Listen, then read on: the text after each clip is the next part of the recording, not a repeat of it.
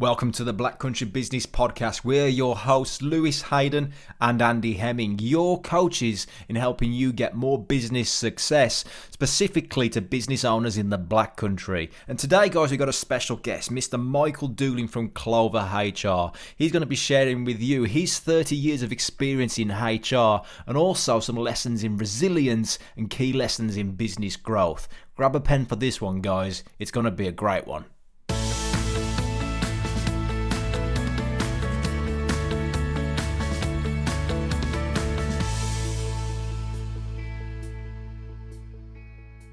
Welcome, everybody. You are listening to the Black Country Business Podcast, and today we have Michael Doolin from Clover HR. He's going to be talking to us about HR challenges in the world right now and how you can start to think about it a little bit differently. Also talking about Michael's journey of becoming this director of Clover HR and the sort of challenges and resilience building that he's had to overcome to change the world of HR. So welcome to the podcast, Michael. Thanks, Lewis. Hi, Andy. Delighted to be here this morning. So looking forward to the discussion. I just hope you can understand the Irish accent, but you've convinced me you've got tapes that will help individuals understand that. We'll definitely sort it, definitely. Awesome. So do you want to start, Michael, by telling us about what does your business do and who are your clients you serve and how do you serve them? Yeah, so Clover HR is a outsourced HR business, Andy, where we support now in excess of 60 businesses on a daily basis as their HR advisor, their trusted people advisor in effect. We provide HR support, advice and guidance on all those people-related issues that sometimes arise when you employ a bunch of people. And we also have a cream layer or an additional layer of services, which we call additional services, which are recruitment, consultancy, training, coaching, and a little bit of health and safety. So you would basically try and come to us for a one-stop shop when it comes to all things people for your business, where you do not want an outsourced HR function. Right stuff. So what makes you different to other companies then? I think when you look at what the depth and the breadth of the skill base is, Andy and the team, I don't think there's anybody out there that can rival that level of exposure. I've got 33 years for my sins. Don't all rush in, please, and say you don't even look that age. But no, I have got that depth of experience now. I'm an XLA member of the Employment Tribunal panel. So I used to sit the other side of the table judging cases, lectured at Warwick. And for the past 30 years, I've been a HR director at DPD, locally here in Smethwick, British Airways in Heathrow and Madrid for the cargo division, and DHL over at Coleshill for a couple of years. We employ now broadly 25 people with a depth and the breadth of experience together with my own that I think you are not going to get anywhere else. And the thing about us, Andy, that makes us different, Lewis, that makes us different is that we are local, we are quick, we are accessible, we are speedy, we are relationship based. You do not ring a national call center and speak to a different person day after day after day. You are not a number. You are our partner. We are your trusted people advisor. We develop a relationship that gets to know the inside leg measurement of your pet dog, and we get to know what makes you tick as an individual. And I think that's what makes us different. Now, when you do that across 60 different businesses on a daily basis, and you've got 25 people, the depth and the breadth of that service offering, I think, is second to none. Well, I know it's second to none because I know what the competition is like. And with the greatest respect in the world, I don't think there's anybody who's got that unrivaled scope. Added to that, I'm a season ticket holder at West Brom, so I do humble a lot. I mean, you've come out of the blocks pretty fast, Michael. I mean, three and a half years in the business now, some pretty rapid growth. What do you attribute that to, from a standing start to 25 people and decent level of turnover? Up to you whether you choose to mention that. I'm not going to. What do you attribute that to? Yeah, we've achieved more than the level of expectation I would have set out, Andy, at the beginning. I think I put it down to I've lived, breathed, slept this business for 3.5 years. I know what good looks like, and I look for that in the people that I employ. Added to the fact that I have gone to the opening of an envelope in the past, so that I've networked extensively as well. So I've worked really hard. I've developed a good profile. I'm beginning to find clients not referring business to us, which makes life an awful lot easier. You know, bizarrely, November 2020 has been the best month ever in the world of Clover over 3.5 years. So that must tell me to pick the phone up to Boris and say, give me another lockdown, give me 2 members of my team who've got corona, give me, you know, unfettered access to my clients, because lockdown's given us an opportunity to get even closer to a client base who's needed us even more. So the answer to your question, I think it's a lot of hard, you know, there's no rocket science in this. It's just be good at what you do every single day and keep doing it. And that's the secret for what it's worth. And I don't switch off. Okay. I just want to pick up on one thing that you said very early in that piece, Michael, which is you know what good looks like, which is brilliant, but most of the market don't know what good looks like. The same for most industries. You know, there's loads of people out there doing it, but people don't have the right level of knowledge to be able to ask the right questions as to what does good look like. So sitting here now as somebody who's grown a successful HR consultancy very rapidly over the past 3.5 years and knowing what good looks like, what should the questions be that people ask to find out what good looks like when they think about dealing with someone like you? I think ask them a naive question, which is, you know, what do they dream about that they can talk about publicly from a business perspective? What are the people challenges? What are the people issues? What are the people obstacles? One of the questions, Andy, I ask people sometimes is, imagine that pen is a magic wand. I'm giving it to you now. I'm going to give you one wish, which is wave it overnight. And think about the number of people that you employ today. Just think about them. How many of them would you employ tomorrow if you wave that magic wand? And that's really quite illustrative when you're sitting in a room of various family members as SME business owners, and they're all looking at each other thinking, well, maybe 2, maybe 3, maybe 6, maybe 7. But I say to them, you know, those individuals that you may not wish to employ over the next 12 months, work with Clover HR so we can either improve the situation or we can remove the situation. And we will give you that level of investment commitment. So we will unlock that blockage in your business, that inefficiency in your business, or we will release the potential that's lately there. So good for me looks like partnering with a client, Andy, that gets close, becoming an advisor of choice, having a relationship where they're ringing in advance of the Chupi acquisition or the Chupi sale. They're ringing in advance of what should we do about a particular member of the family who's no longer performing. It's having that relationship of trust, having that understanding. One of the testimonials was quite interesting recently. If you look at the client survey that's on the website, one of the testimonial remarks was, they care. Now, in other words, we might have 60 different clients that we support on a daily basis, and you know, potentially another dozen by the end of the year. But every one of them thinks that we only work for them and nobody else. And I think that's great. Yeah, interesting. It's really cool. What's going through my head at the moment, Michael, is so you got like 3 decades in HR. Yeah, you make me feel that old now, Lewis. Thanks. It's your words, not mine. So couldn't you have achieved this same sort of? You mentioned a little bit into your vision. We'll go into that as well. But couldn't you have achieved this by staying in corporate?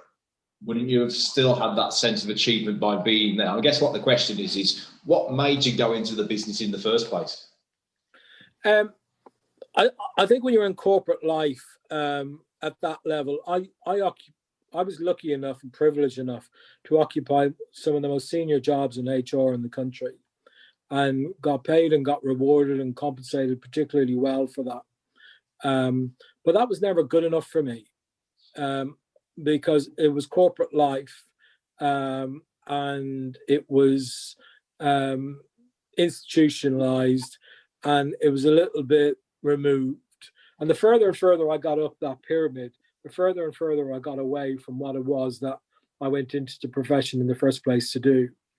And once you've got to a level of comfort in your own skin, I had got to a point in my life where I knew what I was, I knew who I was, I knew where I wanted to go.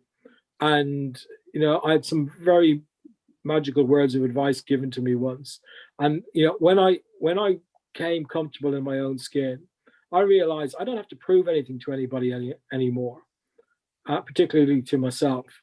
So I've done it, and I've got a t-shirt, and I've felt the coffee, etc., etc. So Clover HR was all about me. It was all about me putting myself out there, and it's every single day, Lewis, where my personality, my experience, my credibility, the people I employ are purchased, are sold on the basis that what the value that we bring every day. And that's the biggest challenge I've had. I can't hide behind the badge of PwC. I can't hide behind the badge of British Airways. I can't hide behind the badge of DHL or DPD. Fantastic businesses, fantastic brands. I can only hide behind me, because that's my brand. So I put myself out there every day to ensure that we can add that value. And 60 times retained income for the next 3 years, businesses have now purchased that, and more doing so on a daily basis. Yeah, it's really interesting you talk about this, Michael, because we talk about it with business owners quite a lot. Is what got you into business in the first place? Because sometimes they lose that sort of not just vision of where they're going, but why they did actually make that jump in the first place. And you answering that question then is just a great reminder of people that may be losing a bit of motivation or just sitting on the fence a little bit sometimes. That's great response to what you just said there. So hopefully to some of the listeners, they made some notes on that. That's really good. So vision then, where are you going? What's the vision for this? The vision is to continue to enjoy it. The vision is to give my 2 girls the options that they want in their lives, no matter whatever they may be.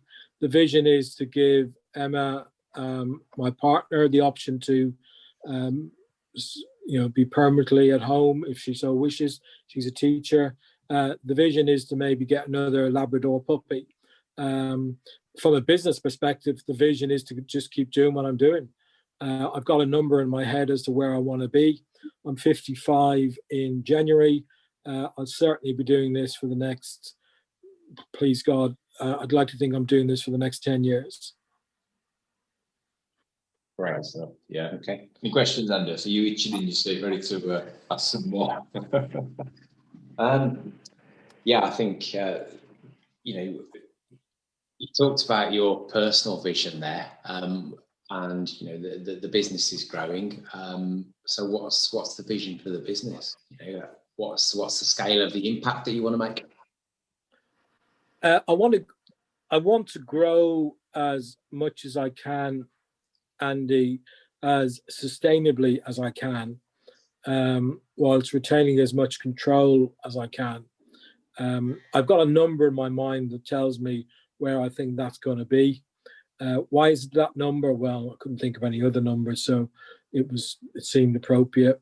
I'm lucky enough to not necessarily need the income as much as I once did 20, 30 years ago, but those around me might need it more than I do. So it gives me it gives them options potentially. So I'd like to get it to a certain number. I'd like it to be as big as I possibly can. I'd like to keep enjoying it as long as I can. But I realized year one into the business, and bearing in mind year one was the runway, it was the takeoff year. It was really, really hard work. I know I'm fat now, but I was even fatter then because I used to eat every cheese sandwich at every network gig that was going within an hour's radius. But I realized after a year and a half, when things were beginning to happen. We had around 15 clients. It was just me and one part-timer. I needed to get some help. And as soon as I realized, and this is a life lesson, I'm not very good at many things, but I know those things that I am good at. And what I needed to do was surround myself with people who are better at things than I am. And as soon as I made that decision and found those people, and they were actually better at certain things than I was, life got a lot easier. Life got a lot more enjoyable, and the business started to grow. So we were 15 clients after a year and a half. We're now over 62 today. And that's only happened because I took on better people than myself. That's a really interesting one. I mean, I know that we'll probably have some clients listening to this one who'll be reflecting on that statement. Because I think, it's quite interesting, isn't it? When we start our business, we've got to back ourselves for being pretty good, up there amongst the best, in fact, because otherwise, why the hell would we give up the safety of that corporate security blanket or whatever we were in? But the quicker we make that transition out of being the best to finding people better and hang up the Superman cape, isn't it interesting that it's the faster the business grows? And I think, that's quite a hard transition for people to make. So making it in your first couple of years is a pretty big step. I suppose that might answer my next question, but equally it might not. Your biggest learning in your 3.5 years in business so far? What would you say? Yeah, I'd answer that twofold. Yeah, definitely surround yourself with better people, and find a way to embrace talent and capability and keep doing so. The second big learning was I realized after a year or so, Andy, that the more, and I added 3 words into the following sentence because it meant that much more to me after a year.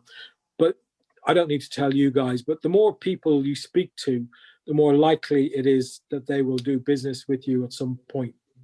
So the more people you speak to, the more likely it is that business may follow. Notice the caveat around the subjunctive, may follow. The more people you speak to, the more business that may follow. Yeah. And I put the following 3 little words in after around a year, and it's so pertinent for me. The more people you speak to, comma, all the time, comma, the more likely it is that business may happen. So those 3 magic words, all the time, meant I had to, and it's a natural behavior of mine anyway, because that's just my personality, but I had to keep in touch with people all the time. And It might be the case that nothing was happening, or there was no business likelihood, or there was no business exchange going to be on the agenda, but I was going to keep in touch with lots of people. And I remember I got super excited. I'll tell you this story. I got super excited.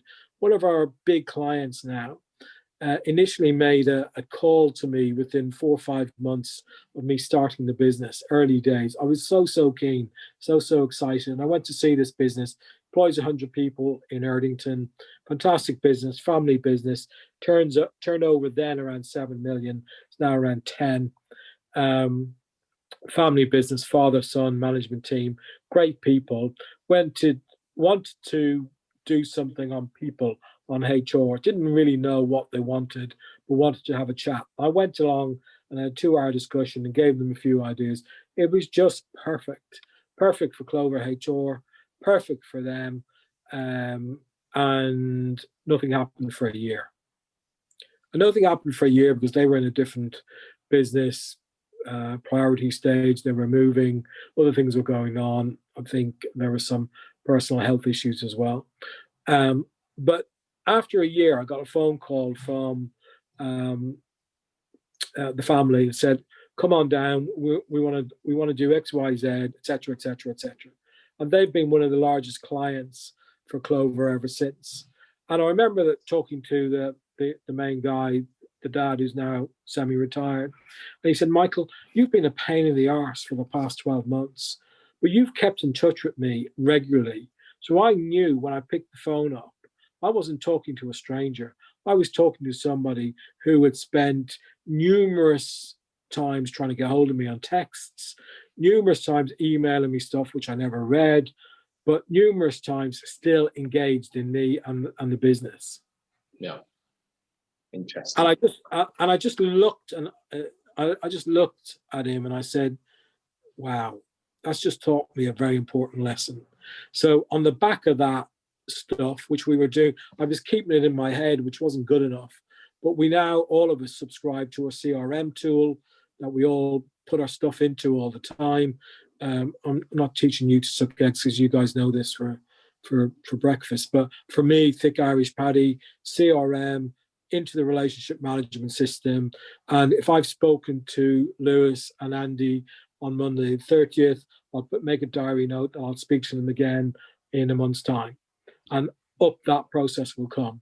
Now, that's not rocket science, but for a business taking off, that was a big learning for me. So those magic words, the more people I speak to, comma, all the time, the more likely is that business will succeed.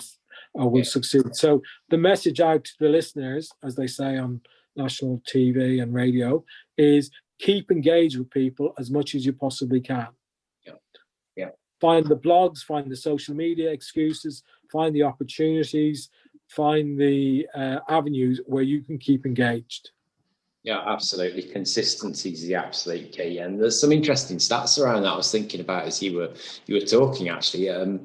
48% of salespeople never follow up. The other interesting thing is that 80% of conversions happen between the 5th and 12th touch. So, you're just backing that up with your resilience and staying power, if you like. I mean, it's really important because so many people just don't do that. Spend all that energy to get people into their funnel in the first place and then let them exit out the sides. It's crazy. So follow up. Great. Clearly there've been some learnings, various ways to get those learnings. Michael, what's your favorite book? What would you say would be the number one? My favorite book continues to be Harper Lee's To Kill a Mockingbird. There's a guy in that called Atticus Finch, who's a lawyer in deep South America, who stood up in the wake of racial injustice and racial intolerance in the deep South America of the 1940s, 1950s, and defended against the indefensible. And he stood up for what is right and for what is good. But he said something very important, Andy. He said, the only way you can really truly understand somebody is to get into their shoes and walk around in those shoes every day. Now, I try to be Atticus Finch every day and fail quite often, but I try to get into everybody's shoes now. And that does help me to see the other point of view a lot better than otherwise taking my own view. Yeah, interesting. Okay, great. I think for me, just talking about the growth of the business and all that kind of stuff. So what would be your number one piece of advice for business owners or people considering HR or whatever it is? The best piece of advice I ever got was count to 10. And it used to be the case I could get to 1.5 back in the day, but now I get to around 4 or 5 before I engage mouth. But count to 10, please. And the best 10 words I ever got of advice.